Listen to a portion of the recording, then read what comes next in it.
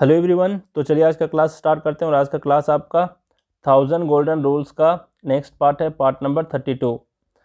Telegram अगर आप use करते हो वहाँ पर सर्च करना त्रिगीतम, आप इस ग्रुप को ज्वाइन कर सकते हो, त्रिगीतम 4M क्लब। अगर आपको पीडीएफ चाहिए, जितना कुछ मैं पढ़ाया हूँ यूट्यूब पे, अगर इसके पीडीएफ्स आपको चाहिए तो आप इस नाम से सर्च करना गूगल प्ले स्टोर पे। आपको एक ऐप मिलेगा, उस ऐप को डाउनलोड कर लोगे, स्टडी मटेरियल सेक्शन में जाओगे, सब कुछ आपको मिल जाएगा। अगर मेरे से पर्सनल गाइडेंस आपको चाहिए तो आप मुझे इस व्हाट्सएप नंबर पर मैसेज करोगे, मैं आपको बताऊंगा इसको ज्वाइन करने के क्या प्रोसीजर हैं, क्या क्या फ़ायदे हैं। अब जरा देखो, अभी तक हम लोग देख चुके हैं adverb of manner, adverb of place, है ना। आज से हम लोग देखेंगे एडवर्ब ऑफ टाइम। अब मैं आपको एक बात बता देता हूँ, एडवर्ब ऑफ टाइम में बहुत कुछ नहीं देखने वाले हैं, मतलब बहुत कुछ है भी नहीं। तो एडवर्ब ऑफ टाइम के हम लोग इंट्रोडक्शन टाइप का देखेंगे, उसके बाद जितने सारे एडवर्ब ऑफ टाइम होते हैं जैसे ऑलवेज, नेवर, है ना, और ये सारे एडवर्ब ऑफ फ्रीक्वेंसी भी कहलाते हैं। और बहुत सारे ऐसे वर्ड हैं जैसे सीन्स है, अगो है ना, लेटली है, रिसेंटली है। तो ये सारे वर्ड्स जो एडवर्ब ऑफ टाइम होते हैं, इसको हम लोग सेपरेट देखेंगे। मतलब जितने सारे वर्ड्स आएंगे उसके बेस्ड पर जो भी पर्टिकुलर रूल होगा उसको हम लोग इंडिविजुअली देखने वाले हैं, ठीक है। अब जरा देखो, एक दफ़ा इसके बारे में भी डिस्कस कर लेते हैं कि कितने तरह के एडवर्ब होते हैं, जिस तरीके से हम लोग देखे थे एडवर्ब ऑफ प्लेस में। देखो, पहले एडवर्ब ऑफ टाइम का क्या मतलब होता है कि ये व्हेन को रेफर करता है और फिर हाउ लॉन्ग को, कितने समय के लिए, है ना। ये हाउ लॉन्ग का मतलब कोई ये मत समझ लेना कितना लंबा, मतलब कोई डिस्टेंस वाला नहीं है। ये समय के डिस्टेंस को बताता है, टाइम को बताता है। क्लियर। अब जरा देखो, यहाँ भी चार तरह के होंगे आपके एडवर्ब। एक तो एडवर्ब खुद है, सिंगल वर्ड्स वाले, है ना, उसमें से व्हेन है, वाइल है, व्हेनेवर है। ये सारे व्हेन वाला जो होता है ये क्वेश्चन वाले में भी आता है, लेकिन इसको भी यहाँ पर मैंने इंक्लूड कर रखा है एडवर्ब को। व्हेन है, वाइल है, व्हेनेवर है, टुडे है, टुमारो है, अर्ली है, सून है, ऑलरेडी है, सिंस है, अगो है, बिफोर है, जस्ट है, लेट है, लेटली है, दोनों में फ़र्क होता है।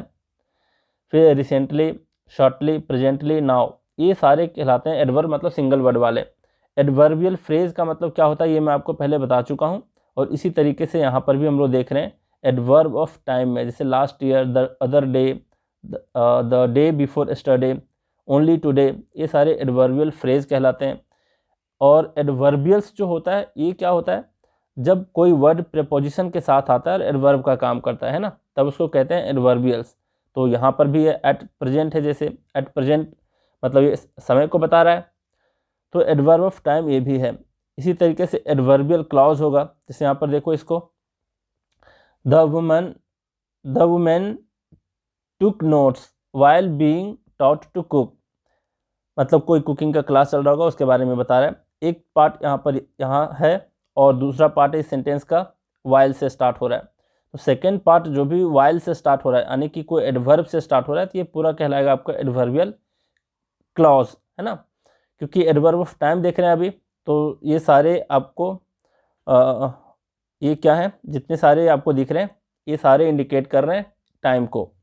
अब जरा बात करते हैं आगे। देखो, नोट में यहाँ पर लिखा हुआ है कि एडवर्ब ऑफ टाइम का जो पोजीशन होता है कोई भी सेंटेंस में कि ये कहाँ पर लगेगा, तो एडवर्ब ऑफ टाइम का पोजीशन सेंटेंस में कहीं भी हो सकता है। और कोई पर्टिकुलर ऐसा वर्ड है जो एडवर्ब ऑफ टाइम के अंदर आ रहा है, तो उसके बेस्ड पर अगर कोई पर्टिकुलर रूल है तो उसके बारे में हम लोग डिस्कस करेंगे। चलिए आगे बढ़ते हैं। अभी जरा हम लोग देखेंगे क्या, अभी देखने वाले हैं हम लोग पोजीशन के बारे में, सबके पोजीशन के बारे में। अभी तक जितने सारे पोजीशन हमको पढ़ने हैं एडवर्ब से रिलेटेड, वो अभी मैं आपको बता देता हूँ, देख लेना। और इसके पहले मैंने बताया एडवर्ब ऑफ मैनर का पोजीशन, चाहे एडवर्ब ऑफ प्लेस का पोजीशन। अभी सबके बारे में एक साथ डिस्कस कर लेते हैं ताकि बचा ना रह जाए पोजीशन वाला, ठीक है। तो देखो, यहाँ पर रूल नंबर 339 कह रहा है कि अगर सेंटेंस में adverb of manner, adverb of place, adverb of time तीनों हो, मान लिया जाए कोई ऐसा सेंटेंस है जिसमें तीनों आ रखा है, तो उसका सीक्वेंस होगा इस तरीके से MPT। ध्यान रखना इसको, MPT को, मतलब ये मैनर को बता रहा है, P बता रहा है प्लेस को, और T बता रहा है टाइम को, ठीक है। तो इस सीक्वेंस में होना चाहिए। जैसे यहाँ पर है, she सैंग beautifully, she सैंग beautifully in the college auditorium last night. अब यहाँ पर देखो, ब्यूटीफुली जो है ये मैनर को बता रहा है, इन द कॉलेज ऑडिटोरियम एक प्लेस को बता रहा है, और लास्ट नाइट एक टाइम को बता रहा है, तो MPT हो गया आपका। तो इसके बेस्ड पर क्वेश्चन किस तरीके से पूछा जाएगा, हो सकता है कि ऐसे दे दे, she sang in the auditorium last night beautifully, मतलब ब्यूटीफुली को उठा करके लास्ट में कर दे, तो समझना ये गलत है, क्योंकि ब्यूटीफुली आपका मैनर है, किस ढंग से गाया जा रहा है ना। इन द कॉलेज ऑडिटोरियम एक प्लेस इंडिकेटिंग आपका फ्रेज है। फिर यहाँ पर लास्ट नाइट आपका क्या है, ये भी आपका टाइम को इंडिकेट करने वाला एडवर्ब है। तो आपको ध्यान रखना है कि MPT के सीक्वेंस में होगा। क्लियर। अब आगे बढ़ते हैं। देखो यहाँ पर है एडवर्ब ऑफ फ्रीक्वेंसी के पोजीशन के बारे में। एडवर्ब ऑफ फ्रीक्वेंसी जो होता है, जैसे कि आप ये सारे वर्ड से अवगत होंगे ना, समटाइम्स, ऑफन, ऑलवेज, है ना, नेवर, ये सारे वर्ड्स कहलाते हैं क्या, एडवर्ब ऑफ फ्रीक्वेंसी। अब इसके पोजीशन के बारे में ज़रा जिक्र कर लेते हैं। देखो यहाँ पर क्या है कि सब्जेक्ट है और टू बी वाला जितना है, जैसे is, are, am, was, were, were, ये सब जितने आते हैं, इसके बाद यूज होगा आपका एडवर्ब ऑफ फ्रीक्वेंसी। एफ का मतलब यहाँ पर एडवर्ब ऑफ फ्रीक्वेंसी के बारे में बता रखा हूँ। देखो तो अभी आपको क्या ध्यान रखना है कि जितने टू बी वाले फॉर्म होते हैं उसके बाद एडवर्ब ऑफ फ्रीक्वेंसी यूज होता है। चलिए पहला चीज़। दूसरा क्या है कि सब्जेक्ट और वर्ब है, अगर सब्जेक्ट और मेन वर्ब है उसके बीच में क्या लगेगा, एडवर्ब ऑफ फ्रीक्वेंसी। मान लिया जाए इस वर्ब और इस सब्जेक्ट के बीच में कहीं ऑक्सिलरी वर्ब आ गया, मतलब हेल्पिंग वर्ब आ गया, तो कहाँ पर होगा एडवर्ब ऑफ फ्रीक्वेंसी, इस ऑक्सिलरी वर्ब के बाद होगा। ठीक है। मान लिया जाए दो ऑक्सिलरी वर्ब आ गए हैं, तो कहाँ लगाओगे, तो फर्स्ट वाले ऑक्सिलरी वर्ब के जस्ट बाद लगाओगे। याद रख पाओगे इतना। देख लो एक दफ़ा फिर से देख लो, यहाँ पर है कि टू बी के बाद एडवर्ब ऑफ फ्रीक्वेंसी का इस्तेमाल होगा, पहला रूल। दूसरा यहाँ पर कह रहा है कि वर्ब के जस्ट पहले, मतलब मेन वर्ब के जस्ट पहले, अगर यहाँ कोई ऑक्सिलरी वर्ब नहीं है, सिंपली सब्जेक्ट प्लस वर्ब है और कोई एडवर्ब ऑफ फ्रीक्वेंसी आ रखा है, तो वो बीच में होगा, मतलब वर्ब से जस्ट पहले होगा। ठीक है। फिर अगर ऑक्सिलरी वर्ब और मेन वर्ब दोनों आ रखा है तो उसके बीच में एडवर्ब ऑफ फ्रीक्वेंसी का इस्तेमाल होगा। मान लो किसी सेंटेंस में दो ऑक्सिलरी वर्ब हैं, तो फर्स्ट वाले ऑक्सिलरी वर्ब के बाद आपको एडवर्ब ऑफ फ्रीक्वेंसी को बिठाना है। जैसे यहाँ पर देख लेते हैं, यहाँ पर यू आर ऑलवेज लेट। अब देखो यार यहाँ पर क्या है, यार यहाँ पर टू बी वाला फॉर्म है ना, मतलब बी का एक फॉर्म है, इज, आर, एम, ये सारे हैं, तो आर के बाद ऑलवेज का इस्तेमाल हुआ है। ऑलवेज किस चीज़ को इंडिकेट कर रहा है, फ्रीक्वेंसी को इंडिकेट कर रहा है, तो इसको कहते हैं एडवर्ब ऑफ फ्रीक्वेंसी। इसी तरीके से दे आर जनरली अब्सेंट, अब आर के बाद ही इस्तेमाल हुआ है जनरली का, देख पा रहे हो। फिर अगला जो था कि यहाँ पर ये कह रहा है कि I sometimes go to bed very late. अब यहाँ पर क्या देखो, एक मेन वर्ब है ना, कोई यहाँ पर ऑक्सिलरी वर्ब है नहीं, और यहाँ पर सब्जेक्ट है। तो अगर आपको इस्तेमाल करना है यहाँ पर किसी एडवर्ब ऑफ फ्रीक्वेंसी को, तो इस मेन वर्ब के जस्ट पहले आपको रखना है। फिर ही ऑफन कम्स टू सी मी, अब यहाँ पर मेन वर्ब है ना, और इसके पहले क्या रखा है, ऑफन। ऑफन यानी एडवर्ब ऑफ फ्रीक्वेंसी। तो इन दोनों के बारे में देख लिए। हो सकता है इसके सेंटेंस के ऊपर आप ज़्यादा फोकस करोगे तो आपको ज़्यादा फायदा होगा, है ना। यहाँ पर सेंटेंस पे क्या फोकस करना है कि यहाँ पर टू बी के बाद ऑलवेज आया है, टू बी के बाद जनरली आया है, मतलब एडवर्ब ऑफ फ्रीक्वेंसी, और यहाँ पर सब्जेक्ट प्लस मेन वर्ब है, उसके बीच में इस्तेमाल हुआ है एडवर्ब ऑफ फ्रीक्वेंसी का, यानी कि मेन वर्ब के जस्ट पहले, ही ऑफन कम्स। देख पा रहे हो। फिर थर्ड में क्या कह रहा है देख लो, यहाँ पर हेल्पिंग वर्ब है, मॉडल हो या फिर हेल्पिंग वर्ब हो, है ना, ऑक्सिलरी वर्ब, मॉडल भी कह सकते हैं इसको, है ना। अब देखो यू, यानी कि मॉडल कहने का मतलब है कि ऑक्सिलरी वर्ब के अंदर भी आते हैं मॉडल वर्ब, तो you should always help her. अब देख पा रहे हो यहाँ पर कि यहाँ पर एक ऑक्सिलरी वर्ब आया है और एक मेन वर्ब आया है, तो आपको ऑक्सिलरी वर्ब के बाद या फिर कह सकते हो मेन वर्ब के पहले इस्तेमाल करना है। ठीक है।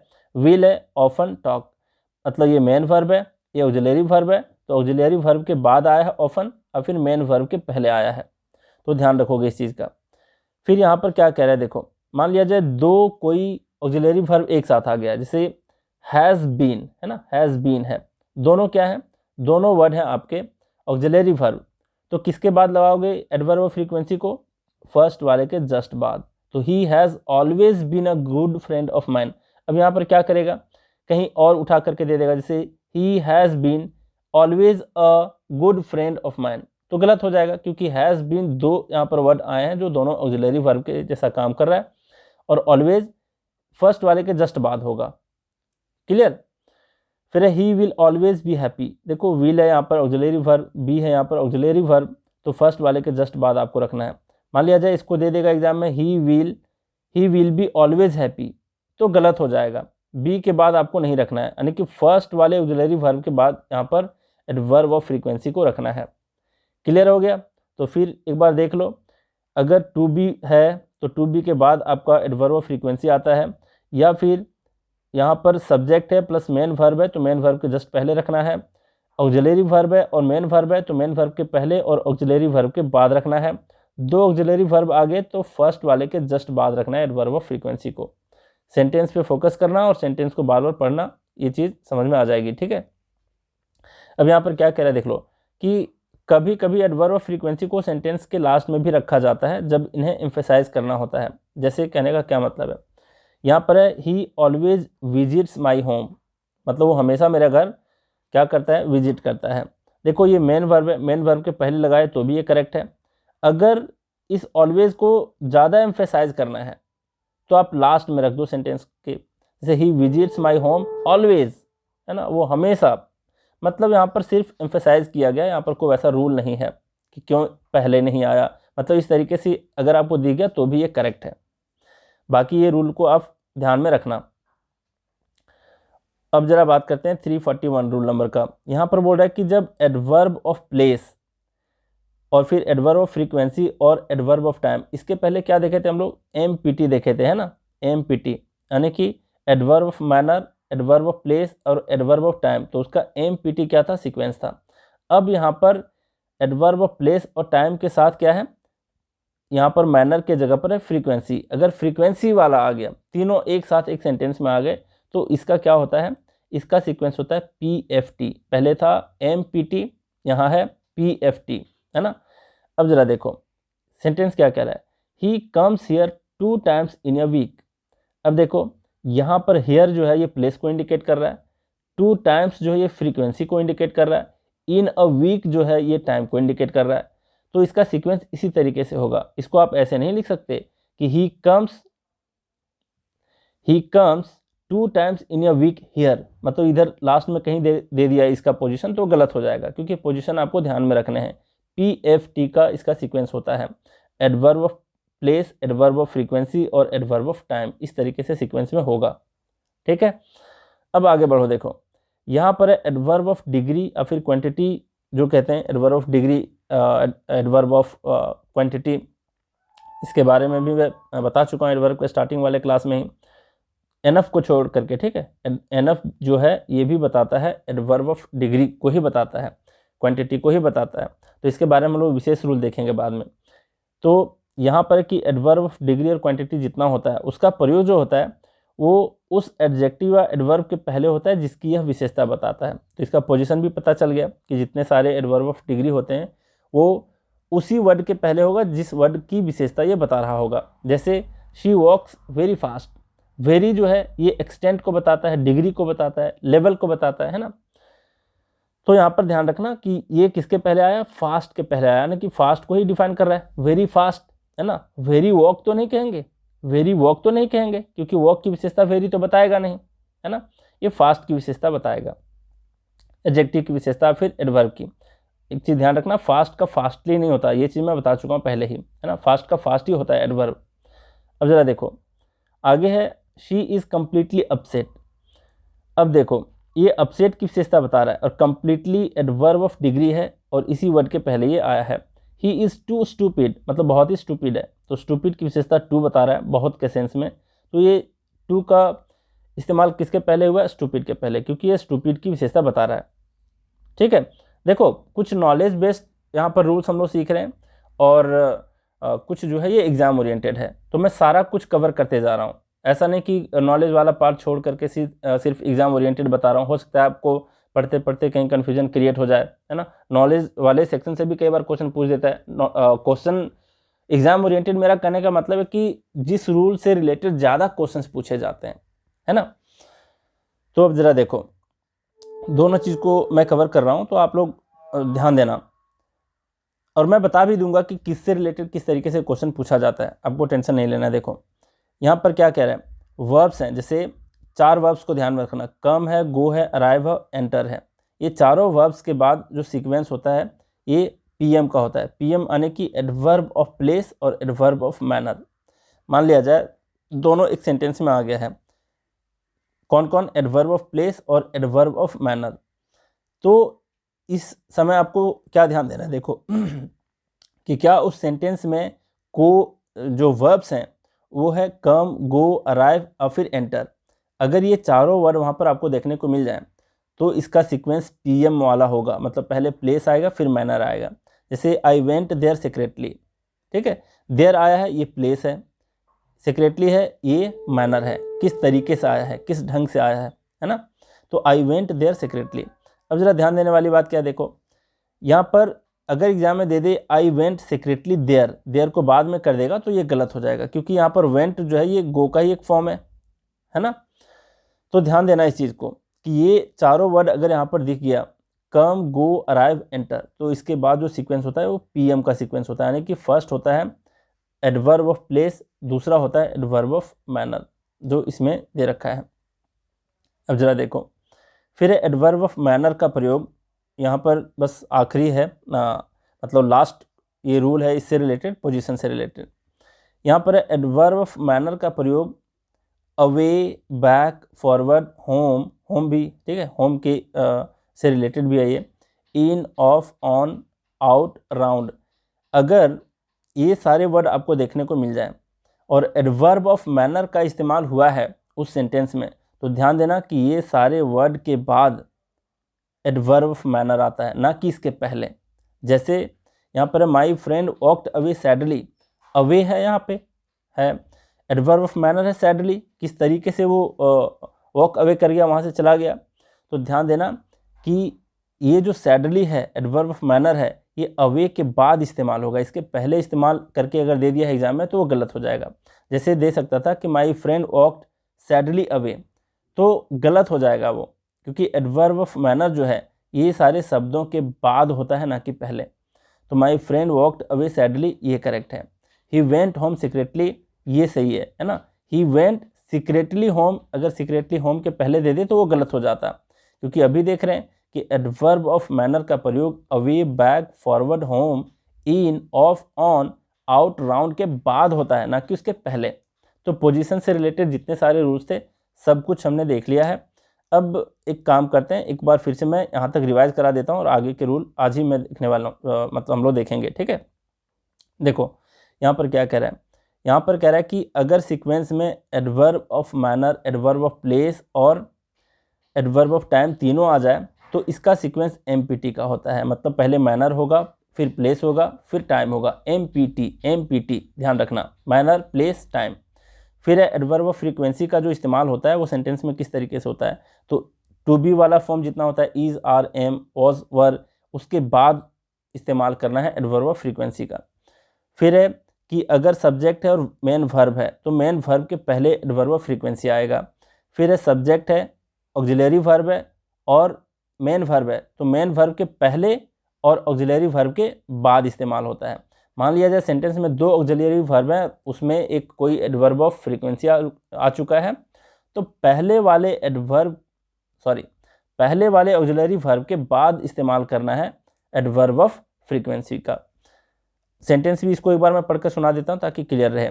You are always late, are के बाद आया है। They are generally absent, are के बाद आया है। फिर है I sometimes go to bed very late. अब यहाँ पर मेन वर्ब है गो और गो के पहले आया सब्जेक्ट प्लस यहाँ पर क्या है adverb of frequency plus main verb. फिर ही ऑफन कम्स टू सी मी, मतलब वो अदा कदा क्या करता है, मतलब कभी कभार हमसे मिलने आता है। देखो यहाँ पर मेन वर्ब है कम्स और ये सब्जेक्ट है, कम्स के पहले, मेन वर्ब के पहले ऑफन का इस्तेमाल हुआ है। अगर यहाँ पर हेल्पिंग वर्ब है, ऑक्सिलरी वर्ब है और मेन वर्ब है, तो ऑक्सिलरी वर्ब के बाद और फिर मेन वर्ब के पहले आता है क्या, adverb of frequency. Often, always किस चीज़ को इंडिकेट कर रहा है, एडवर्ब ऑफ फ्रीक्वेंसी का। फिर he has always been a good friend of mind. अब यहाँ पर डबल आ चुका है, क्या हैज़ भी है, बीन भी है, विल भी है, बी भी है, मतलब दो ऑक्सिलरी वर्ब हैं, तो फर्स्ट वाले ऑक्सिलरी वर्ब के बाद इस्तेमाल करना है एडवर्ब ऑफ फ्रीक्वेंसी का। क्लियर है यहाँ तक? अब जरा देखो, यहाँ पर बोल रहा है कि कभी कभी क्या होता है कि एडवर्ब ऑफ फ्रीक्वेंसी को सेंटेंस के लास्ट में भी रखा जाता है, जब उस पर ज़्यादा एम्फेसाइज करना हो, जोर लगाना हो, जोर दे करके बोलना हो, तो हम उसको लास्ट में रख लेंगे। जैसे ही ऑलवेज विजिट्स माई होम, यहाँ पर मेन वर्ब है, यहाँ पर सब्जेक्ट है, मेन वर्ब के पहले ये रख दिए हैं ऑलवेज को। ऑलवेज क्या है? एडवर्ब ऑफ फ्रीक्वेंसी है। अगर इस पर जोर लगाना है तो सेंटेंस के लास्ट में भी रख सकते हो। He visits my home always. Always को हम सेंटेंस के पहले नहीं लगा सकते, इस चीज़ का ध्यान रखना। फिर यहाँ पर कह रहा है कि जब एडवर्ब ऑफ प्लेस, फ्रीक्वेंसी और टाइम तीनों एक साथ आ जाए। इसके पहले MPT वाला देखे थे हम लोग, है ना, MPT मतलब मैनर, प्लेस, टाइम। यहाँ पर क्या है? यहाँ पर है प्लेस, फ्रीक्वेंसी और टाइम, PFT, MPT। इस तरीके से दोनों को ध्यान रखना। यहाँ पर है प्लेस, फ्रीक्वेंसी और टाइम इंडिकेटिंग वाला। ही कम्स हियर, ये प्लेस है, 2 टाइम्स फ्रीक्वेंसी है, इन अ वीक टाइम है। क्लियर? सीक्वेंस को ध्यान में रखना। फिर है यहाँ पर एडवर्ब ऑफ डिग्री या फिर क्वांटिटी, एनएफ को छोड़ करके, ठीक है, एनएफ को छोड़ करके इसका प्रयोग किस तरीके से होता है? इसका प्रयोग उसी वर्ड के पहले होता है जिसकी ये विशेषता बताते हैं। तो यहाँ पर वेरी फास्ट है, तो फास्ट के पहले वेरी आया है, और वेरी किस चीज़ को इंडिकेट कर रहा है? क्वांटिटी को, डिग्री को, है ना, एक्सटेंट को। फिर यहाँ पर कंप्लीटली अपसेट, कंप्लीटली भी किसको इंडिकेट कर रहा होता है? डिग्री को, है ना, लेवल को, स्तर को, कितना ज़्यादा, कंप्लीटली, पूर्ण रूप से, है ना। फिर है टू स्टूपिड, स्टूपिड के पहले आया क्योंकि स्टूपिड की विशेषता टू बता रहा है। फिर आगे है, यहाँ पर बोल रहा है कि 4 ऐसे वर्ब्स हैं जैसे कम, गो, अराइव, एंटर। ये चारों वर्ब को ध्यान में रखना। अगर ये आ चुका है कहाँ पर? किसी सेंटेंस में, और इसके बाद कोई एडवर्ब ऑफ प्लेस हो और एडवर्ब ऑफ मैनर हो, तो इसका सीक्वेंस PM का होता है। जैसे आई वेंट देयर सीक्रेटली, यहाँ पर ये प्लेस को बता रहा है, यहाँ पर ये मैनर को बता रहा है, तो PM के सीक्वेंस को ध्यान में रखना है आपको।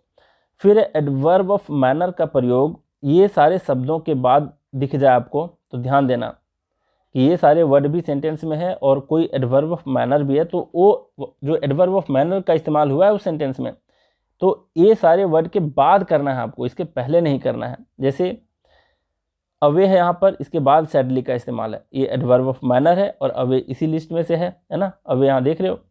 फिर है होम, होम के बाद भी क्या करना है? सीक्रेटली, जैसे यहाँ पर एडवर्ब ऑफ मैनर है तो इसके बाद इस्तेमाल हुआ है, इसके पहले इस्तेमाल नहीं हो सकता। क्लियर? अब हम लोग छोटे छोटे रूल्स देख लेते हैं। यहाँ पर क्या कह रहा है? येट और स्टील के बीच क्या फ़र्क है? देखो, स्टील का तो बहुत सारा अर्थ होता है, ये वर्ब का भी कभी कभी काम करता है ना, कभी कभी ये नाउन का भी काम करता है, कभी कभी एडजेक्टिव का भी काम करता है। लेकिन हम लोग एडवर्ब पढ़ रहे हैं तो इसका बस एक ही अर्थ में देखेंगे हम लोग, दोनों में कन्फ्यूजन होता है। येट का मतलब भी होता है अभी तक या फिर अब तक, और स्टिल का मतलब भी होता है अब तक, है ना, up to the time of speaking, ये इसका मीनिंग होता है। लेकिन दोनों में क्या फ़र्क है हम लोग एक एक करके देखेंगे। सबसे पहली बात कि येट को हम लोग कंप्लीट कर लेते हैं। देखो, येट का मतलब होता है कि up to the time of speaking, मतलब अब तक, अभी तक, है ना, इसका ये अर्थ होता है। फिर है क्या? मतलब जिस वक्त आप बोल रहे हो उस वक्त तक की ये बात को बता रहा होता है। कौन? येट, है ना। येट एक नॉन अफर्मेटिव एडजेक्टिव है। नॉन अफर्मेटिव कहने का मतलब है कि पॉजिटिव सेंटेंस में इसका इस्तेमाल नहीं होता, इसका इस्तेमाल नेगेटिव सेंटेंस में होता है या फिर इंट्रोगेटिव सेंटेंस में होता है, याद रखोगे। फिर यहाँ पर बोल रहा है कि इसका प्रयोग इन जनरल सेंटेंस के लास्ट में होता है। किसका प्रयोग? येट का प्रयोग। येट का प्रयोग सेंटेंस के लास्ट में होता है। अगर बीच में हुआ हो तो नेगेटिव के जस्ट बाद होता है। नेगेटिव के जस्ट बाद होता है, इसका क्या मतलब है? रूल ये कह रहा है कि येट का जो प्रयोग है ये सेंटेंस के लास्ट में होता है। अगर बीच में हुआ होगा तो ध्यान देना, वहाँ पर वो नेगेटिव सेंटेंस होगा और नेगेटिव के जस्ट बाद यूज होता है अगर बीच में करना हो तो। देखते हैं एक एक करके सेंटेंस। यहाँ पर ये बोल रहा है he has not come yet. सबसे पहली बात आपको क्या यहाँ पर नोटिस करना है कि येट का इस्तेमाल लास्ट में हुआ है ना, येट का इस्तेमाल यहाँ पर लास्ट में हुआ है। फिर है यहाँ पर क्या कि मान लो लास्ट में इस्तेमाल नहीं करना है, इसी सेंटेंस को हम दूसरे तरीके से इस तरीके से लिख सकते हैं, नॉट के बाद इस्तेमाल हुआ है। देख रहे हो, अगर बीच में करना है तो नेगेटिव वाले सेंटेंस में उस नेगेटिव वाले वर्ड के जस्ट बाद इस्तेमाल होगा। ही हैज़ नॉट येट कम, तो दोनों ही क्या है यहाँ पर? बिल्कुल करेक्ट है। लास्ट में इस्तेमाल हुआ है तो भी, अगर लास्ट में नहीं करना है तो उस नेगेटिव वाले वर्ड के जस्ट बाद इसका इस्तेमाल कर सकते हो, और ये दोनों अपने आप में क्या है, करेक्ट है। एक बार पढ़ करके देख लो, he has not come yet, ये सही है। He has not yet come, तो ये भी आपका क्या है, करेक्ट है। फिर इज ब्रेकफास्ट रेडी येट, क्या अभी तक ब्रेकफास्ट रेडी हो गया, मतलब ये इंट्रोगेटिव सेंटेंस है तो इसमें इसका इस्तेमाल हुआ है। पॉजिटिव सेंटेंस में इसका इस्तेमाल नहीं होता, और कहाँ होता है ये भी मैं आपको बताऊंगा, ठीक है। किसी किसी चीज़ का एक्सेप्शन तो होता ही है, सबको आपको कवर करते हुए चलना है। अब देख लो येट का फिर से एक बार रूल देख लो, ये वाला, कि येट का अर्थ होता है कि जब आप बोल रहे हो उस वक्त तक की बात को ये कह रहा होता है। फिर है कि ये नॉन अफर्मेटिव, मतलब अफर्मेटिव सेंटेंस में इसका इस्तेमाल नहीं होता, नेगेटिव में होता है और इंट्रोगेटिव में होता है, मतलब क्वेश्चन वाले में और नेगेटिव वाले में इसका इस्तेमाल होता है, अफर्मेटिव सेंटेंस में नहीं होता। फिर कह रहा है कि ये सेंटेंस के लास्ट में यूज होता है इन जनरल, लेकिन अगर बीच में इस्तेमाल करना हो तो नेगेटिव वाले वर्ड के जस्ट बाद यूज होता है। अभी हम लोग देख चुके हैं सेंटेंस में। फिर ये वाला रूल इंपॉर्टेंट है क्योंकि इससे रिलेटेड क्वेश्चन आपसे पूछा जाएगा। क्या पूछेगा, ये कह रहा है कि येट का प्रयोग सिंपल प्रेजेंट अब प्रेजेंट परफेक्ट टेंस में होता है, लेकिन इसका पास्ट में इस्तेमाल नहीं होता। ध्यान देना, येट का इस्तेमाल पास्ट में नहीं होता और इसी से रिलेटेड क्वेश्चन पूछा जाता है। जैसे यहाँ पर बोल रहा है my friend did not come yet, अब ये डिड नॉट है, डिड नॉट किसको इंडिकेट कर रहा है, पास्ट को, है ना। ये कम जो है ये आपका वर्ब का फर्स्ट फॉर्म है, क्योंकि डिड नॉट के साथ आपका वर्ब का फर्स्ट फॉर्म ही आएगा। फिर येट है ना, येट। अब यहाँ पर क्यों गलत है, क्योंकि ये सेंटेंस जो है डिड नॉट करके ये पास्ट में है, तो पास्ट में इसका इस्तेमाल नहीं होता। किस में होता है, या तो सिंपल प्रेजेंट में या फिर प्रेजेंट परफेक्ट टेंस में। My friend has not come yet, has not है मतलब प्रेजेंट परफेक्ट में है, तो इसका एट का इस्तेमाल बिल्कुल करेक्ट है। दूसरे तरीके से किस तरीके से लिख सकते थे, येट को अगर आपको लास्ट में नहीं रखना है तो आप नॉट के बाद रख सकते हो, my friend has not yet कम, ठीक है, तो यहाँ भी चलेगा। इसके पहले रूल देखें हम लोग। चलिए अगला बोल रहा है कि येट का प्रयोग अफर्मेटिव सेंटेंस में एक ही तरह के स्ट्रक्चर में होता है। मतलब इसके पहले देखे थे कि ये नॉन अफर्मेटिव सेंटेंस है ना, मतलब नॉन अफर्मेटिव एडवर्ब है कौन, येट, मतलब अफर्मेटिव सेंटेंस में इस्तेमाल नहीं होता। लेकिन कह रहा है कि एक केस में हो सकता है, एक तरह का ऐसा स्ट्रक्चर होता है जिसमें कर सकते हैं, लेकिन इसका भाव भी क्या होता है, नेगेटिव ही होता है, वो नेगेटिव को ही बता रहा होता है, और इसका अर्थ होता है कि अभी होना बाकी है। मतलब ध्यान देने वाली बात यह है, रूल हम लोग ये पढ़े कि येट का जो प्रयोग होता है, येट का प्रयोग होता है, सबसे पहली बात कि ये नॉन अफर्मेटिव वर्ड है ना, नॉन अफर्मेटिव एडवर्ब है, तो ये किसी अफर्मेटिव सेंटेंस में इस्तेमाल नहीं होता है, सिर्फ नेगेटिव में होता है और फिर इंट्रोगेटिव में होता है। लेकिन एक केस में अफर्मेटिव सेंटेंस आपको दिखने को मिल सकता है, लेकिन उसका सेंस जो है वो नेगेटिव होता है। तो सेंस अगर आप नहीं पकड़ पा रहे हो तो स्ट्रक्चर पकड़ लेना, और इसका स्ट्रक्चर किस तरीके से होता है कि येट के बाद टू प्लस वर्ब का फर्स्ट फॉर्म आता है, मतलब इन्फिनिटी वाला वर्ब आता है। इन्फिनिटी वाला वर्ब अगर आया है और वो सेंटेंस अगर पॉजिटिव है तो भी ये बिल्कुल करेक्ट है। येट के तुरंत बाद क्या होगा, टू प्लस वर्ब का फर्स्ट फॉर्म यानी टू इन्फिनिटिव। क्लियर, देख लो जैसे यहाँ पर है the meeting is yet to start, है ना, the meeting is yet to start. अब जरा यहाँ पर देखने वाली बात है कि मीटिंग जो है ये अभी तक स्टार्ट नहीं हुआ है, ये इसका अर्थ होता है, मतलब नेगेटिव सेंस में इसका मीनिंग होता है ना। अब इसका मीनिंग कोई लगा लेगा कि सर इसका मतलब होता है कि मीटिंग अभी स्टार्ट होने वाला है। जैसे देखो अब बात उठ गई तो मैं आपको बता देता हूँ, द मीटिंग, इसको दो तरीके से लोग समझ सकते हैं जो कि गलत समझ लेते हैं। The meeting is to start, ऐसे लिखो, the meeting is to start. दूसरा सेंटेंस होता है the meeting is about to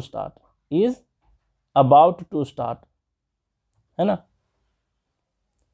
तो आप ये कह सकते हो कि सर फर्स्ट वाले सेंटेंस को क्या ये दो तरीके से हम लिख सकते हैं, बिल्कुल नहीं लिख सकते, क्योंकि दोनों का सेंस अलग होता है। फर्स्ट वाला जो सेंटेंस है ये पॉजिटिव सेंटेंस है, मतलब इसका सेंस पॉजिटिव निकलता है, दूसरे वाले का भी सेंस पॉजिटिव निकलता है। अर्थ तो दोनों का करेक्ट है, फर्स्ट वाले का भी है और इसका भी। जैसे फर्स्ट वाले का मीनिंग होता है the meeting is to start, का मतलब होता है कि मीटिंग होने वाला है, और सेकेंड वाले का भी यही मीनिंग है कि मीटिंग स्टार्ट होने वाला है, शुरू होने वाला है। तो ये तो फ्यूचर का सेंस देता है, लेकिन हम लोग येट का प्रयोग फ्यूचर टेंस में तो करते नहीं। बात समझ रहे हो? तो ये फ्यूचर का सेंस देता है ये दोनों, और येट जो है ये पास्ट को अभी तक के, मतलब जब तक हम बोल रहे हैं उस तक की बात को बता रहा होता है। तो मुझे उम्मीद है कि आप समझ पा रहे होंगे कुछ चीज़ों को। मतलब the meeting is yet to start का ये मीनिंग नहीं होता, ये दोनों सेंटेंस नहीं होता, ये फ्यूचर को इंडिकेट कर रहा होता है और पॉजिटिव मीनिंग दे रहा होता है। यहाँ पर इसका जो सेंस है ये पॉजिटिव नहीं है। The meeting is yet to start positive sense नहीं, इसका मतलब है the meeting has not started yet. समझ रहे हो? तो ये दोनों तरीके से हम लिख सकते हैं। तो कंक्लूजन के तौर पे ये कहा जाए कि येट जो है ये नॉन अफर्मेटिव सेंटेंस है, मतलब किसी भी अफर्मेटिव सेंटेंस में, पॉजिटिव सेंटेंस में इसका इस्तेमाल नहीं होता। लेकिन एक केस में आपको एक स्ट्रक्चर ऐसा देखने को मिल सकता है जहाँ पर पॉजिटिव सेंटेंस में ये दिखेगा, जैसे the meeting is yet to start, कहीं भी नॉट का प्रयोग हुआ है? नहीं हुआ है फर्स्ट सेंटेंस में, क्योंकि इसका मीनिंग जो है ये नेगेटिव है। लेकिन यहाँ पर आपको ध्यान देना है कि येट अगर पॉजिटिव सेंटेंस में इस तरीके से दिख गया तो उसके बाद टू प्लस वर्ब का फर्स्ट फॉर्म होना जरूरी है। बात समझ गए? चलिए, अब अगला रूल क्या कह रहा है? यहाँ पर कह रहा है कि येट का अर्थ एक और भी होता है। इसके पहले हम लोग येट का अर्थ क्या देखे? अब तक, अभी तक, है ना, up to the point of speaking, मतलब जब हम बोल रहे हैं तब की बात कह रहा है। इसका दूसरा मीनिंग होता है इसके बावजूद भी, है ना, इसके बावजूद भी, इसका ये भी मतलब होता है कि इसके बावजूद भी। अगर इसका अर्थ इसके बावजूद भी होता है तो इसको हम पास्ट टेंस में भी इस्तेमाल कर सकते हैं। जैसे येट का प्रयोग हम पास्ट टेंस में तो नहीं करते, है ना, फ्यूचर में भी नहीं करते। हालांकि टाइम, एक पॉइंट ऑफ टाइम दे करके फ्यूचर में कर सकते हैं, लेकिन वो आपको नहीं सीखना है, उतना सारा रूल आपको नहीं सीखना है। पहले जो मैं बता रहा हूँ उस पर फोकस करना है। जैसे देखो, येट का अर्थ जो है इसके बावजूद भी अगर होता है, सेंटेंस में इसका मीनिंग होता है अगर ऐसा, इसके बावजूद भी, क्योंकि एक वर्ड के तो मल्टीपल मीनिंग हो सकते हैं, है ना, तब इस केस में हम इसको पास्ट टेंस में भी इस्तेमाल कर सकते हैं। जैसे he was severely ill yet he was eager to go to the picnic. अब यहाँ पर देखो, वो बहुत ही ज़्यादा बीमार था, इसके बावजूद भी वह क्या था? उत्सुक था पिकनिक जाने को। देख पा रहे हो? तो यहाँ पर येट का इस्तेमाल हुआ है वॉज वाले सेंटेंस में, यानी कि पास्ट टेंस में। कब इस्तेमाल हुआ है? जब इसका मीनिंग होता है इसके बावजूद भी। ही वॉज सीवियरली इल, वह बहुत ज़्यादा बीमार था, इसके बावजूद भी वो उत्सुक था पिकनिक को जाने को। तो यहाँ पर येट का अर्थ है इसके बावजूद भी। तो इस केस में हम इसको पास्ट टेंस में भी इस्तेमाल कर सकते हैं। और ध्यान देना, इस येट के जगह हम स्टिल का भी इस्तेमाल कर सकते हैं। क्यों? क्योंकि स्टिल का भी मीनिंग इसके बावजूद भी होता है। क्लियर? अब आगे बढ़ते हैं। देखो, यहाँ पर स्टिल से रिलेटेड आते हैं। स्टिल से रिलेटेड जितने रूल्स हैं उसको देखने से पहले मैं चाहता हूँ कि एक बार फिर से रिवाइज करा दूँ येट से रिलेटेड। फिर से समझो, येट का अर्थ होता है up to the time of speaking, अभी तक या फिर अब तक। यह एक नॉन अफर्मेटिव एडवर्ब है, मतलब नेगेटिव सेंटेंस और इंट्रोगेटिव सेंटेंस में इसका इस्तेमाल नहीं होता। अगर आपको अफर्मेटिव सेंटेंस में दिख जाता है तो ध्यान देना कि क्या इस येट के बाद टू प्लस वर्ब का फर्स्ट फॉर्म है। अगर टू प्लस वर्ब का फर्स्ट फॉर्म है तो ये सेंटेंस आपका बिल्कुल करेक्ट होगा, भले ही वो आपको दिखने में पॉजिटिव सेंटेंस लगे। चलिए, फिर नेक्स्ट कह रहा है कि इसका प्रयोग इन जनरल सेंटेंस के लास्ट में होता है। अगर बीच में हुआ है तो वो नेगेटिव के जस्ट बाद होगा। जैसे यहाँ पर अभी हम लोग देखे थे कि ही हैज़ नॉट कम येट, ये लास्ट में हुआ है। अगर आपको बीच में करना है तो नॉट के जस्ट बाद लगा सकते हो। क्लियर? फिर है कि येट का प्रयोग सिंपल प्रेजेंट या प्रेजेंट परफेक्ट टेंस में होता है। ये दोनों टेंस में हो सकते हैं इसका इस्तेमाल, लेकिन पास्ट में इसका इस्तेमाल नहीं होता। पास्ट में कब होता है? अभी जिक्र किए कि अगर येट का मीनिंग इसके बावजूद भी, अगर इसका मीनिंग होता है इसके बावजूद भी, है ना, इसके बावजूद भी अगर ये मीनिंग देता है तो ये पास्ट टेंस में भी इसका इस्तेमाल किया जा सकता है। चलिए, आगे क्या कह रहा है कि येट का प्रयोग अफर्मेटिव सेंटेंस में एक ही तरीके का स्ट्रक्चर में होता है। कब? जब येट के बाद टू प्लस वर्ब का फर्स्ट फॉर्म आए, यानी कि टू इन्फिनेटिव आए, तब ये सेंटेंस आपका पॉजिटिव सेंटेंस में भले ही दिखे फिर भी ये सही है। अदरवाइज ये दूसरे तरह के किसी भी स्ट्रक्चर में पॉजिटिव सेंटेंस में इसका इस्तेमाल हम नहीं करते। चलिए, फिर है येट का अर्थ जब इसके बावजूद भी होता है, इसके बावजूद भी, तब हम क्या करते हैं, पास्ट टेंस में भी इसका इस्तेमाल हम कर लेते हैं, जैसे यहाँ पर था पास्ट टेंस में। ठीक है, फिर स्टिल का देख लेते हैं। स्टिल का मतलब होता है इवन नाउ, मतलब अभी भी, है ना, अभी भी बोल लो, अब तक बोल लो, है ना, जैसे येट का मीनिंग था। और इसका जो सेंस निकलता है ये इस तरीके का निकलता है, काम अभी भी जारी है ना, और फिर काम अभी भी जारी था, मतलब इसका इस्तेमाल पास्ट में भी होता है, प्रेजेंट में भी होता है। ठीक है, तो स्टिल का यूज़ प्रेजेंट में भी होता है, पास्ट में भी होता है, खास करके कंटिन्यूअस टेंस में इसका इस्तेमाल देखने को मिलता है। किसका? स्टिल का। इसका अर्थ क्या होता है? अभी भी, है ना। और ये किस चीज़ को बता रहा होता है कि काम अभी भी जारी है, मतलब कोई काम स्टार्ट था वह अभी भी जारी है, कंटिन्यू है ना। और येट का मीनिंग ये नहीं था कि कंटिन्यू है, जब तक आप बोल रहे हो तभी तक के लिए वो काम की पॉसिबिलिटी को बता रहा होता है एक तरह से, है ना, वो जारी रहे इसकी बात को नहीं बता रहा होता है। तो स्टिल जो है ये कंटिन्यूटी को बता रहा होता है।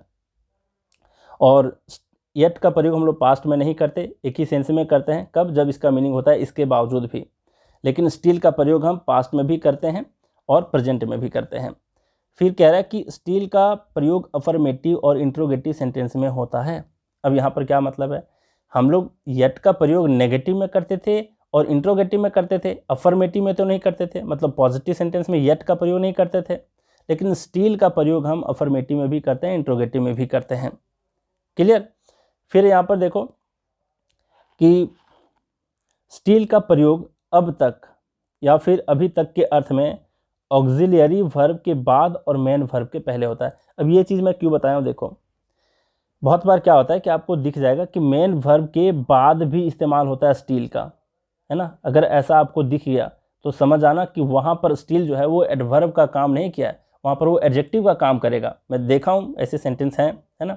और फिर नाउन या वर्ब का काम हो सकता है उसका, क्योंकि स्टिल अभी जो हम लोग पढ़ रहे हैं ये एज एन एडवर्ब पढ़ रहे हैं। ठीक है, तो एक वर्ड के बहुत सारे मीनिंग होते हैं। मैं कोशिश किया हूँ कि यहाँ पर सिर्फ एडवर्ब के बारे में आपको बताते जाऊँ।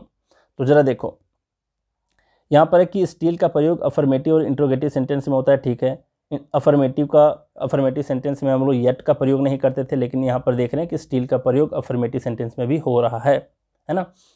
अब ज़रा देखो, अब क्या देखना है कि स्टिल का प्रयोग जब अब तक, अभी तक के सेंस में हो, अर्थ में हो, तो ऑक्सिलियरी वर्ब के बाद और मेन वर्ब के पहले होता है। जैसे यहाँ पर बोल रहा है he is still sleeping, main verb के पहले है और ऑक्सिलियरी वर्ब इज़ के बाद है ना। Is he still sleeping. अब यहाँ पर देखो ये इंट्रोगेटिव सेंटेंस में इसका इस्तेमाल हुआ है, ये अफर्मेटिव सेंटेंस है। फिर यहाँ पर क्या कह रहा है अगला सेंटेंस देखो, ये कह रहा है when I went his home at 12 o'clock he was still sleeping. यहाँ पर कहने का मतलब है कि ये पास्ट टेंस में भी इसका इस्तेमाल हुआ है ना। येट का इस्तेमाल हम पास्ट टेंस में नहीं करते थे, लेकिन यहाँ पर स्टिल का देख रहे हैं पास्ट टेंस में भी इसका इस्तेमाल हुआ है। पास्ट टेंस में इसका इस्तेमाल येट का कब होता है? जब इसका मीनिंग अभी तक जो होता है ये नहीं होता। अभी तक के मीनिंग में येट का प्रयोग हम पास्ट टेंस में नहीं करते। कब करते हैं पास्ट टेंस में येट का प्रयोग? जब इसका मीनिंग होता है इसके बावजूद भी, है ना। क्लियर है यहाँ तक? लेकिन यहाँ पर स्टिल का प्रयोग हम पास्ट में भी करते हैं, इस चीज़ को बताने का यहाँ पर इस सेंटेंस से मतलब था। अब आगे बढ़ते हैं। यहाँ पर रूल कह रहा है कि हालांकि नेगेटिव सेंटेंस में, वही बात बोल रहा हूँ कि हालांकि नेगेटिव सेंटेंस में येट का प्रयोग होता है, लेकिन अगर नेगेटिव एक्शन को एम्फसाइज करना हो तो स्टिल का भी प्रयोग होता है। जैसे देखो इन जनरल क्या होता है कि स्टिल का प्रयोग एज एन एडवर्ब जो होता है इसका प्रयोग हम नेगेटिव सेंटेंस में नहीं करते नहीं करते, ठीक है। लेकिन अगर उस नेगेटिव वाले वर्ड को बहुत ज़्यादा क्या करना है, एम्फसाइज करना है, बहुत ज़्यादा उस पर जोर लगाना है ना, तब हम नेगेटिव वर्ड वाले पहले नेगेटिव वर्ड जो होता है उस सेंटेंस में उसके जस्ट पहले स्टिल का इस्तेमाल हम कर सकते हैं। समझ रहे हो? जैसे I still don't like her, I still don't like her, मतलब ये काम अभी भी जारी है, कंटिन्यू है, क्योंकि स्टिल जो है ये कंटिन्यूटी को बताता है ना। तो आई स्टिल डोंट लाइक हर ये नेगेटिव सेंटेंस है। तो यहाँ पर स्टिल का क्या अर्थ है? यहाँ पर स्टिल ये बता रहा है कि काफ़ी जोर लगा रहा है कि नहीं भाई हम नहीं पसंद करते तो नहीं करते, है ना। तो ओवरऑल अगर आपको देखने को मिल जाए स्टिल का प्रयोग नेगेटिव में तो भी करेक्ट है, पॉजिटिव में तो भी करेक्ट है, इंट्रोगेटिव में तो भी करेक्ट है। बस कॉन्सेप्ट यहाँ पर ये बता रहा हूँ एग्ज़ाम ओरिएंटेड नहीं है ये क्वेश्चन, मतलब ये वाला रूल तो एग्ज़ाम ओरिएंटेड नहीं है, क्योंकि एक तरह से पॉजिटिव में भी यूज़ हो रहा है, इंट्रोगेटिव में भी यूज़ हो रहा है, नेगेटिव में भी यूज़ हो रहा है ना। लेकिन इसका भाव जो है, कहने का कॉन्सेप्ट जो है, ये मैं आपको बताने की कोशिश कर रहा हूँ कि अगर ये नेगेटिव सेंटेंस में इसका इस्तेमाल नहीं होता स्टील का, लेकिन अगर आपको दिख गया इस तरीके से जैसे इस वाले सेंटेंस में है ना, स्टील का प्रयोग नेगेटिव सेंटेंस में है, तो इसका भाव क्या होता है? इसका भाव होता है कि ये जोरदार तरीके से कह रहा है इस बात को कि मैं अभी भी उसको लाइक नहीं करता। बात समझ रहे हो? चलिए अब आगे बढ़ते हैं। स्टील का प्रयोग जो है, अगर इसके बावजूद भी, अभी देखे थे हम लोग, येट का भी इसका मीनिंग होता है और स्टील का भी मीनिंग होता है ना। जब ये एडवर्ब की तरह काम करे, दोनों का मतलब इसके बावजूद भी होता है, तब यहाँ पर क्या कह रहा है कि इसका प्रयोग हम क्या करते हैं, इसका प्रयोग हम पास्ट टेंस में करते हैं। वैसे तो स्टील का प्रयोग हम पास्ट टेंस में करते ही हैं, एट का प्रयोग तो हम पास्ट टेंस में नहीं करते, लेकिन एक सेंस में करते हैं। कब? जब इसका मीनिंग होता है इसके बावजूद भी। और यहाँ पर स्टील से रिलेटेड ये बता रहा है कि स्टील का भी मीनिंग इसके बावजूद भी होता है ना। येट का तो मीनिंग होता ही है, स्टील का भी मीनिंग इसके बावजूद भी होता है ना। ही वॉज सीवियरली इल, वह बहुत ज़्यादा बीमार था, इसके बावजूद भी वह ईगर था पिकनिक जाने को। क्लियर है? फिर से एक बार इस वाले पार्ट को मैं दोहरा देता हूँ, स्टील वाले को। देखो, स्टील का क्या मतलब होता है? इवन नाउ, अभी भी, है ना, ये इसका अर्थ होता है। मतलब काम अभी भी जारी है या फिर काम अभी भी जारी था, इस चीज़ को ये बता रहा है। स्टील का यूज हम प्रेजेंट और पास्ट दोनों में करते हैं, खास करके कंटिन्यूअस टेंस में। स्टील जो है ये अफर्मेटिव और इंट्रोगेटिव सेंटेंस में इसका इस्तेमाल हम करते हैं, नेगेटिव में नहीं करते। अगर नेगेटिव में है तो उसका सेंस थोड़ा सा बदल जाता है। क्या? वो जोर लगा के कहना चाह रहा है, उस नेगेटिव जो नेगेटिव भाव है उस सेंटेंस में, उस पर जोर लगा के कह रहा है। हालांकि देखोगे तो स्टील का प्रयोग अफर्मेटिव, इंट्रोगेटिव और नेगेटिव में, तीनों में इस्तेमाल किया जाता है। कंक्लूजन तो यही निकला, है ना। लेकिन ध्यान रखना, येट का प्रयोग पॉजिटिव सेंटेंस में नहीं होता। और कब होता है ये मैं आपको बता दिया। कब होता है? जब उसके बाद टू वाला इन्फिनेटिव आता है, मतलब टू प्लस वर्ब का फर्स्ट फॉर्म आता है, तभी उसको पॉजिटिव सेंटेंस में इस्तेमाल करते हैं। अब जरा देखो, स्टील का प्रयोग अभी तक या फिर अभी तक के अर्थ में जब होता है, तब ऑक्सिलरी वर्ब के बाद और मेन वर्ब के पहले होता है ना।